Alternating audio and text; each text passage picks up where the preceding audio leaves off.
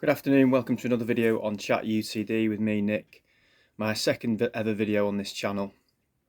I was hoping that today I'd be able to come on and have a glass of champagne and be celebrating the end of the Glazer reign, but not surprisingly that is not going to be the case today by the look of it anyway. Just picking up on something that I saw yesterday with Stephen Howson. Was talking to Rio Ferdinand, who of course earlier in the week had said that he had good sources to say that there's going to be big news coming out on Tuesday. I'm laughing because it seems to happen every week. And on Tuesday, nothing came out. Well, there was a story by the Qatar press, but there was not anything significant happened in terms of movement that we know about anyway in the takeover. And what Rio said was, this is what essentially this is what the Glazers do. They take ages to make a decision, and there's a few of them, so they're obviously it's quite difficult. My initial response was, I've had that is growing. It's growing tired that excuse now, because even allowing for the fact that they are chief procrastinators, they're terrible at making decisions. They do take ages to make decisions. Even allowing for all that. This is what are we on now? I don't know, 9 months into the process.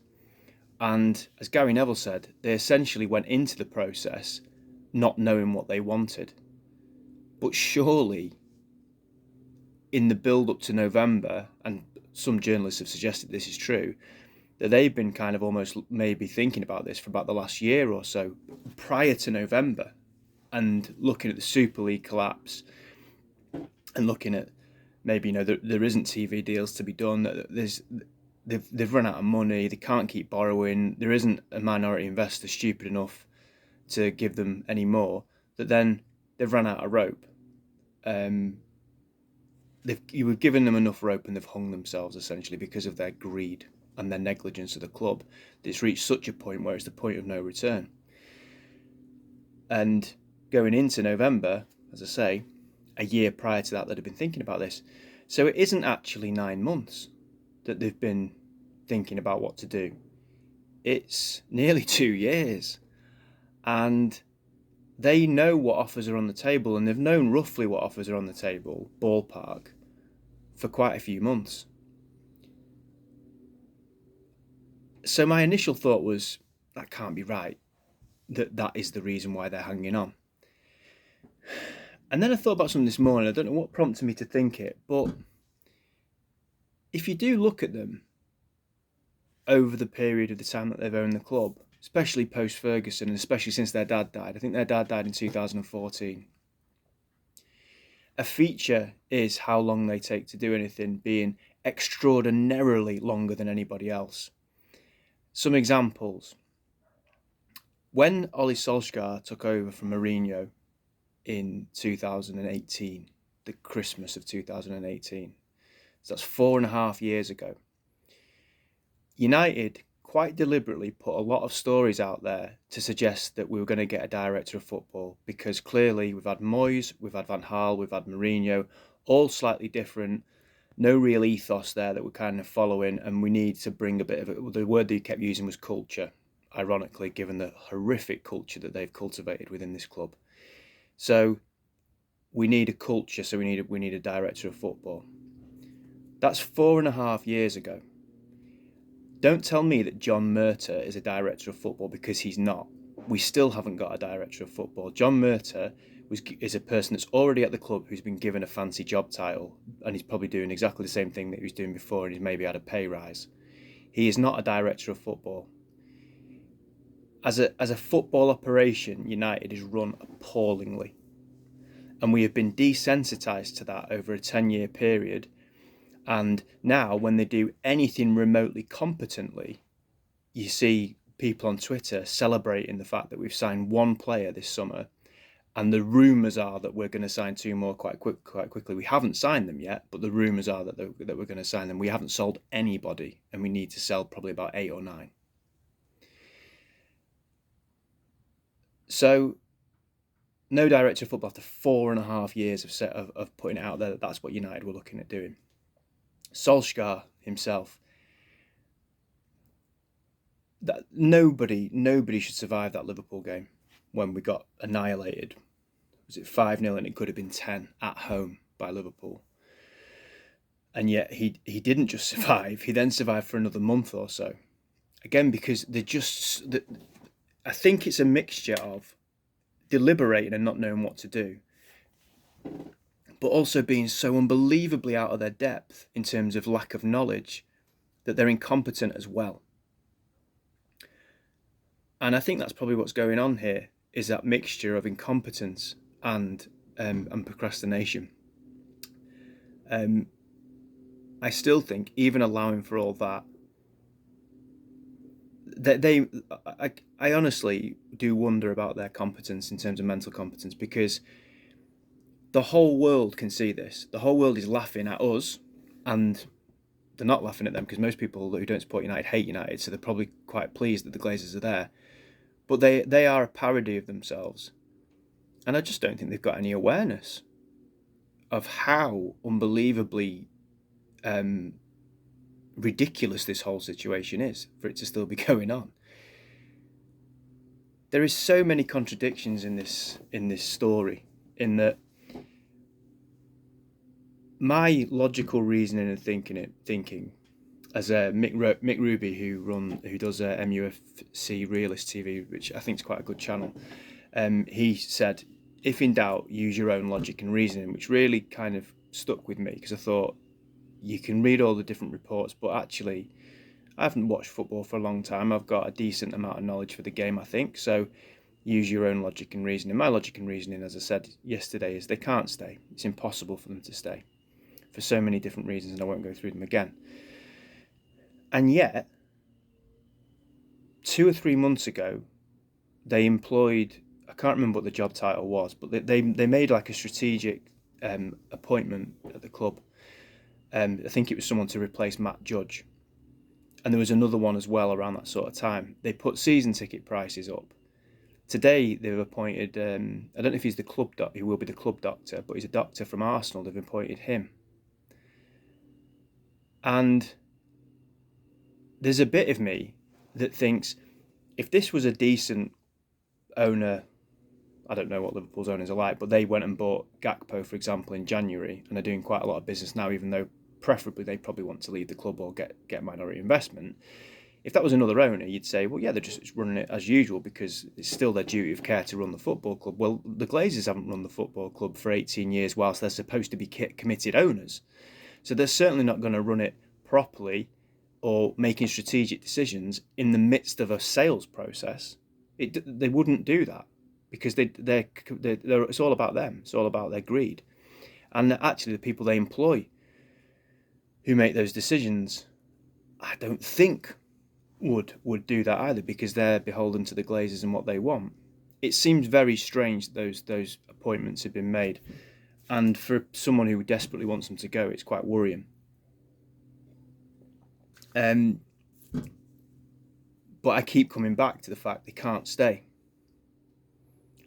And then I have to remind myself of reality, is that they are staying, they're here. They've not gone. And I really don't understand why. As I touched on yesterday, once you start, when you don't understand why and there's a lack of information, you start trying to seek information out to suit your narrative, to suit your story.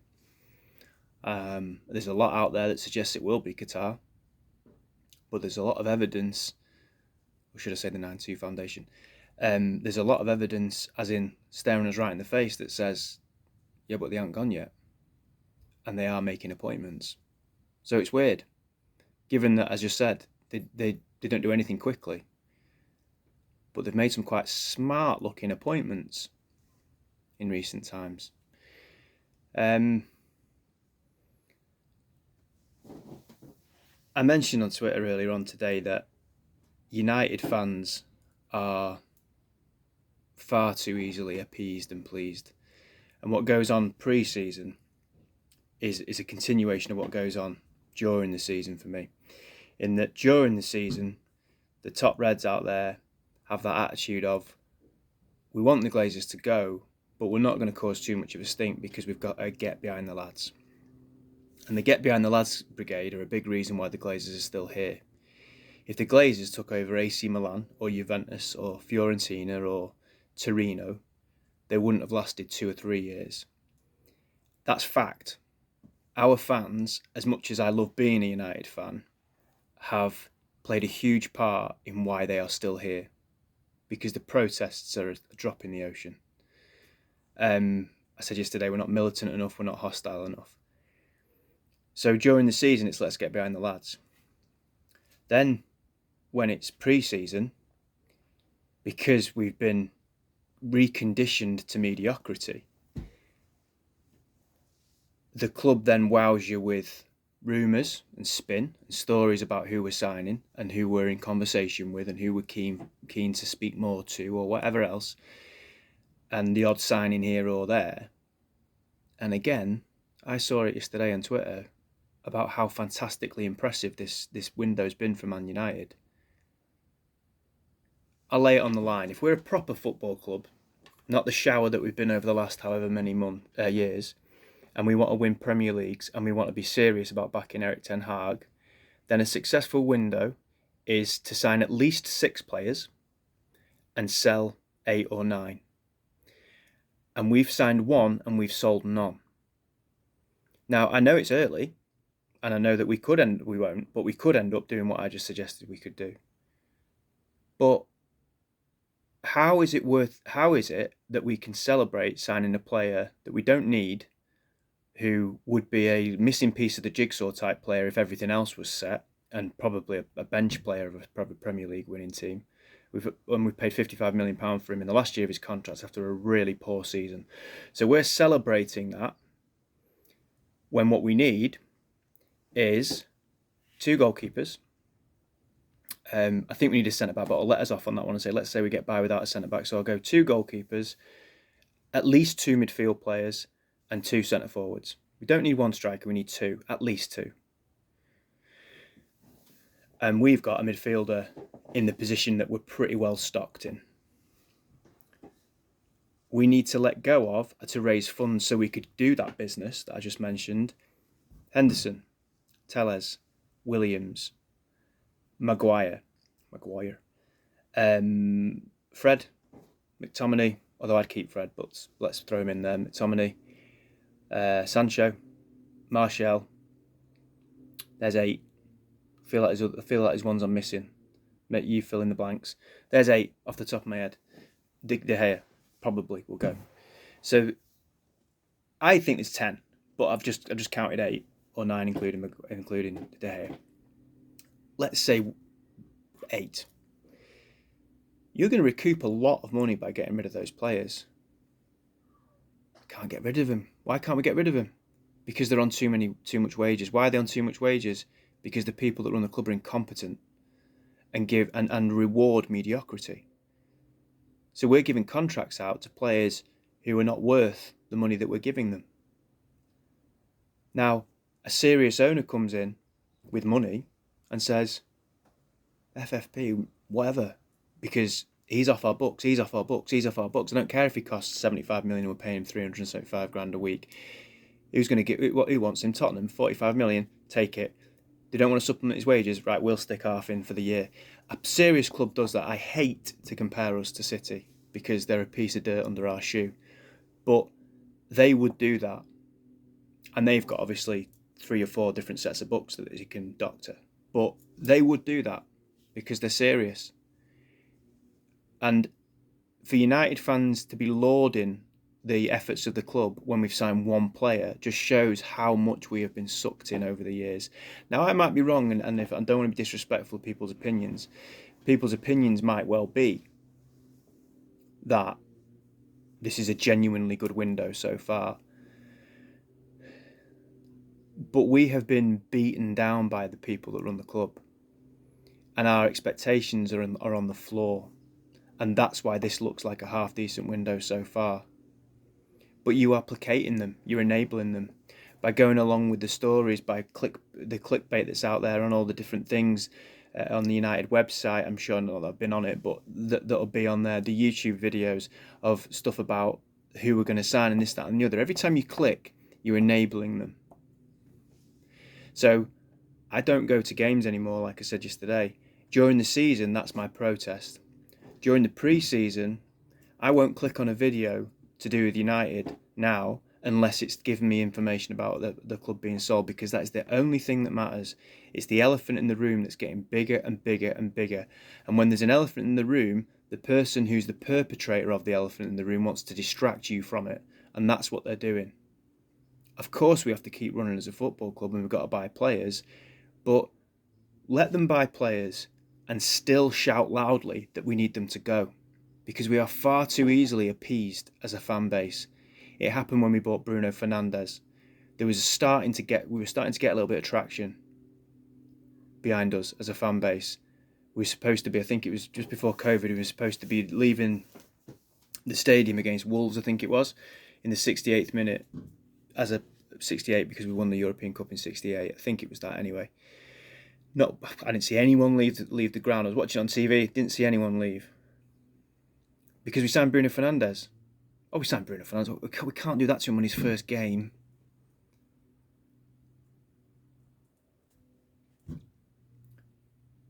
Starting to gather traction again.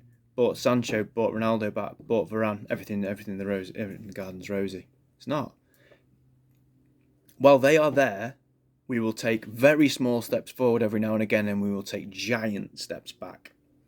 And if you don't know that after 18 years, then maybe this is the wake-up call you need without wanting to be patronising or condescending, because it's getting behind the lads isn't good enough anymore. Giving a new player a chance because it's not his fault he's been bought into this. No, it's not. And I'm not saying be hostile towards Mason Mount or anyone else we might sign. I have apathy towards that. I don't care that we've signed Mason Mount. I really, really like Onana. And when I saw him in the Champions League final, I thought I'd love us to sign him. But if and when we sign him, probably will have a little moment where I'm like, nice one, he's a good player. But that'll be it. And Højlund, young, talented boy by all accounts, again, I'll be happy we've signed him. But then it's back to business. We've got to get rid of these people. And there's only certain things you can do. I appreciate that. But don't be lauding the club and telling them how fantastic they are on social media and that they've done this and they haven't done anything. They've signed one player when we need loads of players. They didn't do anything last summer until it was last minute. Learn lessons, Reds. Come on.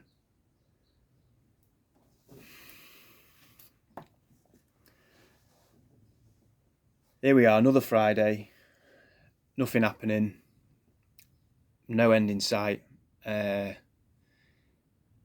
pretty devastating, to be honest. I think we desperately need these people out of our football club, and I don't know what's going to happen. I'm running out of reasons as to why they're still here.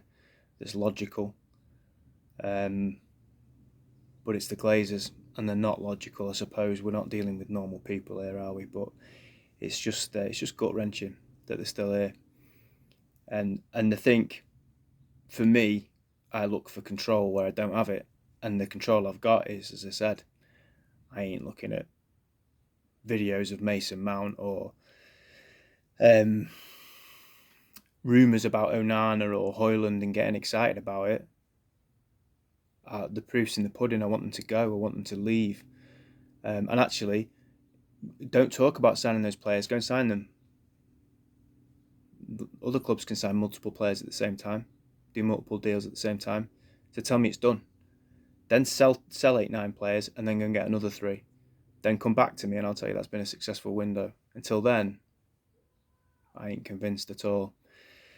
I do wonder if Joan has left that message yet to the Glazers about their time at the club, and if they've received it, because obviously they're leaving today, and today's the last day that they can get these messages in. So if you as fans are going to miss them, don't forget to record your message to Joel and Avram in particular, because that's happening today, according to someone on Twitter, that you get your messages in, and